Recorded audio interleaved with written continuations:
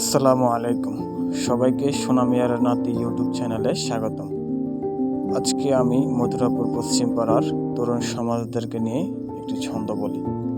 ঈদগাহ মাঠের কোল ঘেঁষে তরুণরা সব খেলে ভালোবেসে, মাদ্রাসা আর স্কুলের পাশে পাখা মাঠে বল নিয়ে ওরা ঘুরে হেসে। এক পাশেতে ক্রিকেট, অন্য পাশেতে ফুটবল, পাকা মাঠেও তরুণদের খেলা অদম্য চঞ্চল। আজ যারা আমার এই ভিডিওটি দেখছেন সবাইকে অসংখ্য ধন্যবাদ।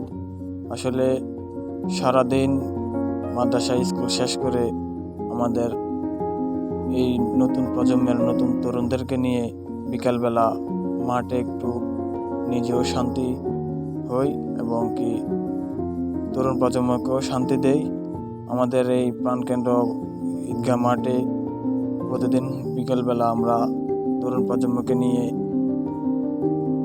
কেউ ক্রিকেট, কেউ ফুটবল, এক এক সময় এক একটা নিয়ে আমরা সকলে মেতে উঠি এবং কি পোলাপান যাতে